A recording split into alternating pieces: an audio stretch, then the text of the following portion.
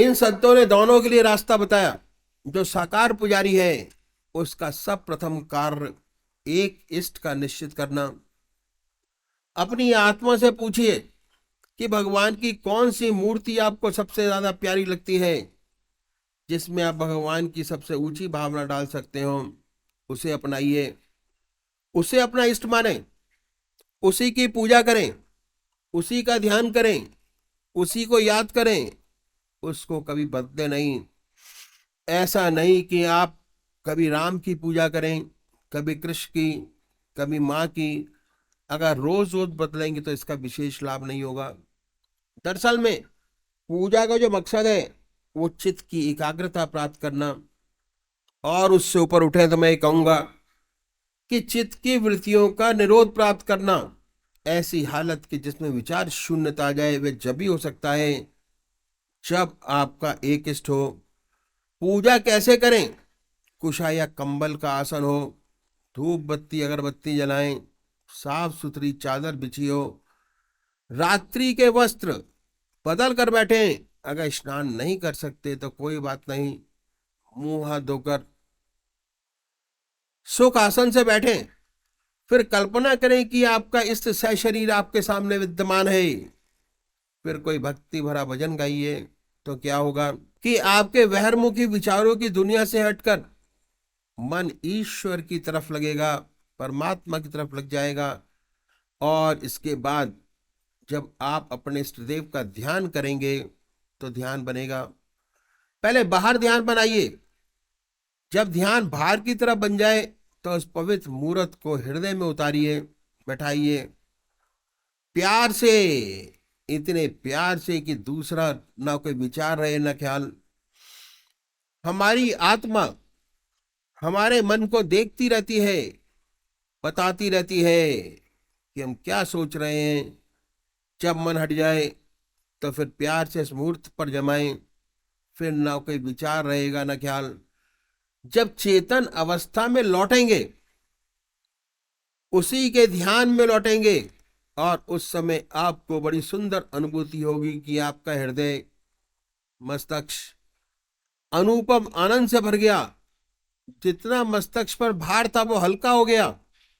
यह पूजा का तरीका जो इन संत महात्माओं ने बताया साकार पुजारियों के लिए, कि यदि ऐसे पूजा करेंगे तो उसका विशेष लाभ होगा। चित्त की एकाग्रता प्राप्त होगी, सुषुप्ति की अवस्था प्राप्त होगी, और धीरे धीरे सुषुप्ति से सहज समाधि में प्रवेश करेंगे। दूसरे वो भाई हैं जो निराकार भगवान के उपासक हैं, जो परमात्मा को मूर्ति में नहीं मानते। वे भगवान के नाम को पकड़ें और उस नाम को चुने जो उनकी आत्मा को सबसे प्यारा लगता हो। कोई ना कोई नाम से तो जानते होंगे, याद करते होंगे। हिंदू भाई ओम नाम, मुसलमान भाई अल्लाह, सिख भाई वाह गुरु, क्रिश्चियन भाई क्राइस्ट या गॉड। जो आपकी आत्मा को प्यारा लगे चुन सकते हैं। जो परमात्मा का नाम आपके आत्मा को अच्छा लगे उसे पकड़ें। फिर बड़े प्यार से बैठिए, सुख आसन से हृदय की तरफ निगाह रखिए, आनंदमयी अवस्था बनाएं। और ये ख्याल करें कि जब आपका हृदय धुक धुक करता है, जो हार्ट बीट है उससे ओम नाम निकल रहा है, या जो नाम चुना है वह निकल रहा है। हृदय ओम ओम कह रहा है, जबान नहीं कह रही। शुरू शुरू में दिक्कत होती है, तब आप मानसिक जाप कर सकते हैं मन से ओम ओम ओम। धीरे धीरे ऐसी अवस्था आती है कि आपको बहुत स्पष्ट सुनाई देने लगता है कि हृदय से ओम की आवाज निकल रही है। ऐसी हालत पैदा होती है, ना कोई दूसरा ख्याल रहता है ना विचार। ऐसे उसमें तल्लीन हो जाते हैं, अपना होश नहीं रहता, अपने आप से गायब हो जाते हैं। विचार शून्य अवस्था। जब चेतन अवस्था में आते हैं वही नाम सुनते होते हैं। फिर जब चेतन अवस्था आती है हमें एहसास होता है बड़े आनंद का कि हमारा मस्तिष्क अनुपम आनंद से भर गया, बड़ी शांति मिली। तो इन संतों ने ये पूजा का तरीका बताया। यदि हम ऐसे पूजा करेंगे उसका विशेष लाभ होगा, चित्त की एकाग्रता प्राप्त होगी, धीरे धीरे हमें सुषुप्ति की अवस्था प्राप्त होगी और सुषुप्ति से सहज समाधि में प्रवेश कर जाएंगे। धीरे धीरे हमें आत्मा और फिर परमात्मा का अनुभव होने लगेगा और एक दिन ऐसा आएगा कि हम उससे एकाकार हो जाएंगे, ज्योति से ज्योति मिल जाएगी। इन संतों ने इस बात का विशेष ध्यान रखा कि हमारे काम का समय न लिया जाए। पहली सीढ़ी का दूसरा स्टेप, हर मनुष्य भोजन करता है और भोजन करने में आधा घंटा दोपहर को और आधा घंटा रात्रि को लगाता है।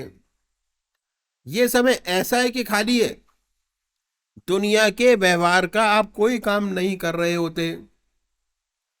इस भोजन के तरीके में परिवर्तन लाना पड़ेगा और वास्तव में हमारा पुराना तरीका यही था जो मैं आपके सामने रखूंगा। हमारे ऊपर वेस्टर्न कल्चर की छाप पड़ी और हमारा स्टैंडर्ड 2.5 फुट ऊंचा हो गया। पहले जमीन पर बैठकर भोजन करते थे, अब मेज कुर्सी पर बैठकर भोजन करते हैं। इस बात में कोई नुकसान नहीं। विशेष अर्थ क्या है कि जितने दुनिया के वार्तालाप हैं वे खाने की मेज पर होते हैं, क्योंकि हमने अपने आप को वेस्टर्नाइज कर लिया। इस तरीके में तब्दीली लानी होगी यदि आप आध्यात्मिक जिंदगी चाहते हैं। अब परिवर्तन क्या है कि जब भोजन आपके सामने आ जाए, भगवान की अर्पण कर दीजिए। हर ग्रास, हर कौर अपने इष्ट की याद में खाएं, अपने परमात्मा को याद करते जाइए। ना कोई चीज बिना परमात्मा की याद के पिए और ना कोई चीज परमात्मा की याद के खाएं। ये अभ्यास भोजन की एक विशेषता है कि भोजन जिन विचारों में डूब कर किया जाता है, जो खून बनता है, वह परमात्मा की याद का रंगा हुआ बनेगा। अगर आप भोजन भगवान की याद में करेंगे, दिन में जब भी आप खाली होंगे, ईश्वर की याद आएगी स्वतः ही। भक्ति के लिए जब तक आपका खून नहीं बदल जाता, भक्ति नहीं आती। भगवान श्री कृष्ण ने गीता में साधक की दृष्टि से 4 विशेष बात बतलाई। पहली है आहार की शुद्धि, दूसरी है विहार की शुद्धि, तीसरा है अभ्यास, चौथा है वैराग। तो ये है आहार की शुद्धि जो हमें करनी है।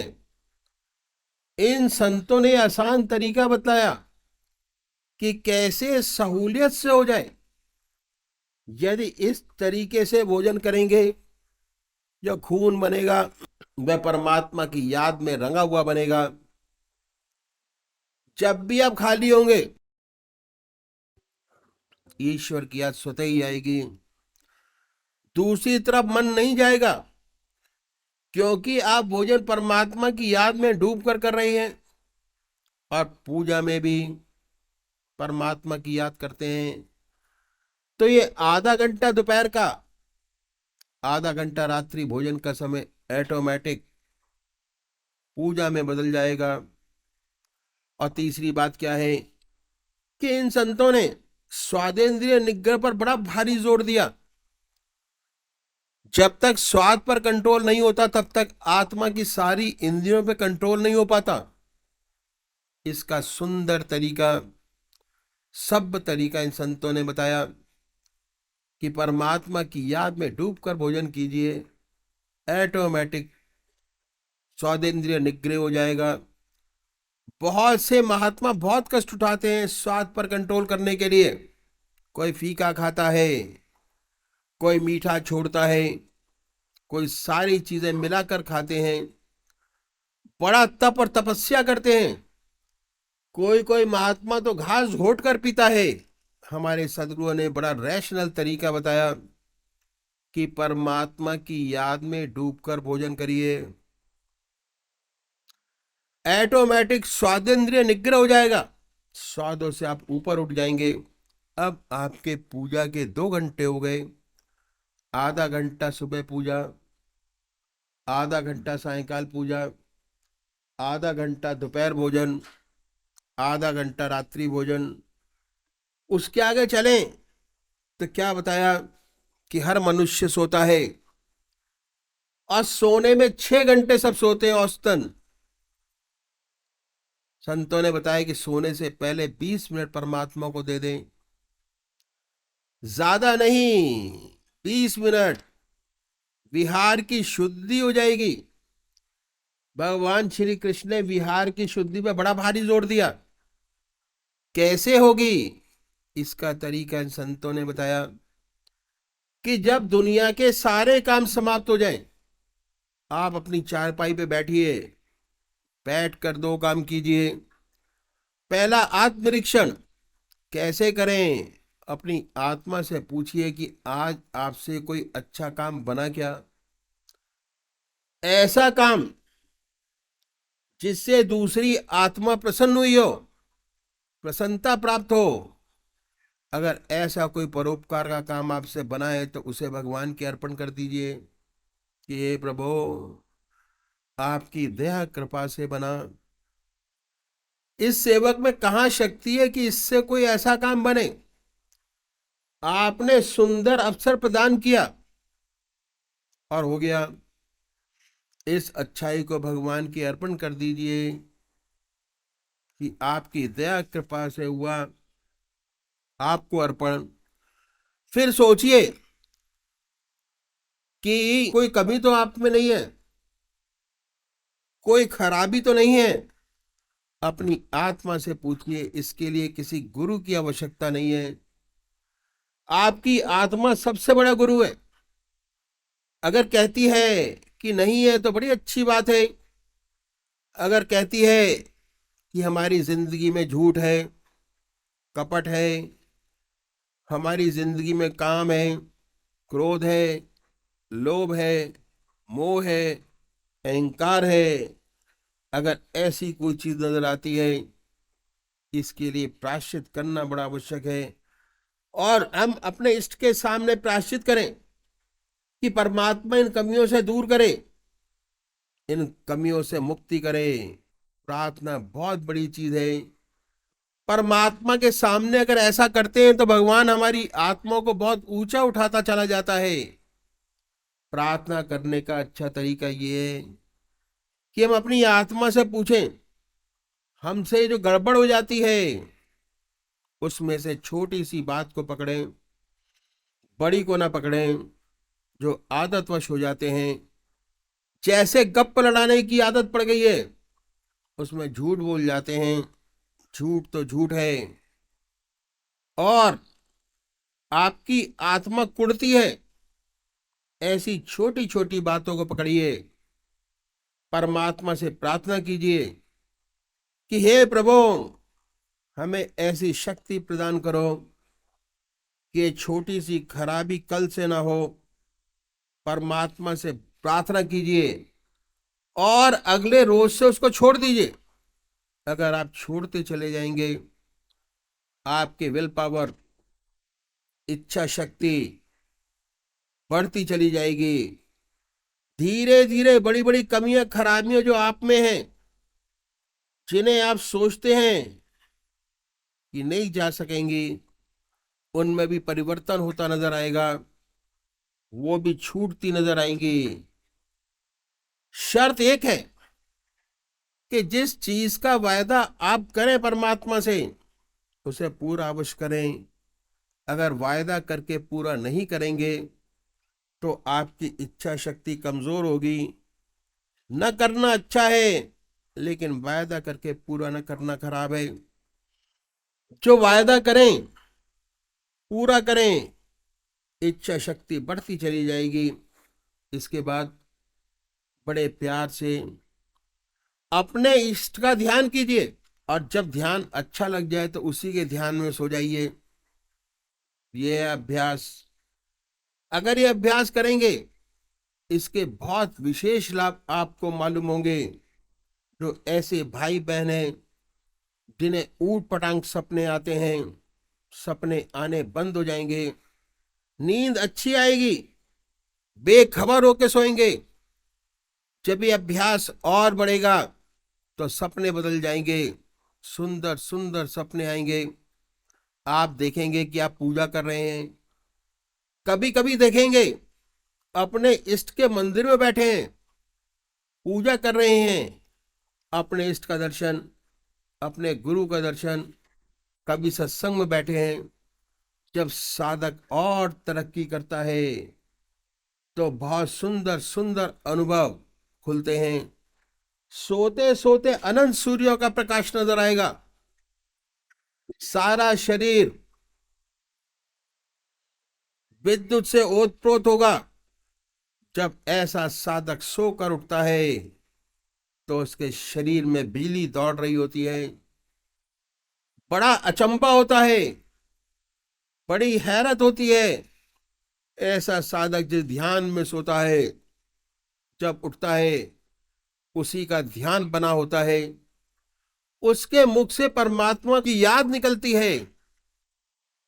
जिस ध्यान की अवस्था में सोया था उससे अच्छे ध्यान की अवस्था में उठा। और अगर सोते समय आज्ञा चक्र पर स्पंदन था तो जब उठेंगे वह स्पंदन और तेज होता मिलेगा। आत्मा यही कहती है कि मैं जिस ध्यान में सोया था उसी के ध्यान में उठा, उसी का ध्यान बना रहा, तो 6 घंटे सोने के वास्तव में पूजा में बदल जाते हैं। बात क्या है कि मन का एक विशेष गुण है। मन जिन विचारों में डूबकर सोता है उन्हीं विचारों में रात भर पड़ा रहता है। अगर सोने से पहले कोई मुसीबत आ पड़ी तो उस मुसीबत की चिंता होती है, उसी चिंता में सो जाते हैं। एक बच्चा है, माँ का दूध पीते पीते सो जाता है, रात भर चप चप करता रहता है, मानसिक रूप से दूध पीता होता है। ये मन का विशेष गुण है कि मन जिन विचारों में डूब कर सोता है रात भर उन्हीं विचारों में पड़ा रहता है। अगर आप ईश्वर की याद करके सोएंगे, परमात्मा की प्रार्थना करके सोएंगे, रात भर आपका ध्यान बना रहेगा और 6 घंटे सोने के पूजा में बदल जाएंगे। यही है विहार की शुद्धि, जिस पर भगवान श्री कृष्ण ने बड़ा भारी जोर दिया। विहार शय्या ही योग क्षेम का क्षेत्र है जहां साधक को सच्ची प्रगति मिलती है। और ये तरीका इन संतों ने बताया प्रैक्टिकल कि कैसे सच्चा विहार हमसे बने। इस तरह आधा घंटा सुबह पूजा, आधा घंटा सायकाल पूजा, आधा घंटा दोपहर भोजन, आधा घंटा रात्रि भोजन और 6 घंटे सोने के, यदि हर व्यक्ति चाहे कितना बिजी क्यों ना हो, अपने जीवन में अपने बना सकता है 24 में से 8 घंटे अपना जीवन ईश्वर में बना सकता है। चाहे कितना व्यस्त क्यों ना हो और दुनिया के काम करने के लिए सारा समय ऐसा का ऐसा आपके पास मौजूद है, उसमें से एक भी सेकंड नहीं दिया गया।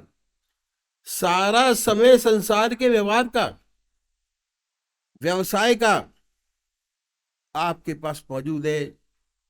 ये है साधन का पहला स्टेप, पहली सीढ़ी। परमात्मा तू ही है, तेरी इच्छा पूर्ण हो।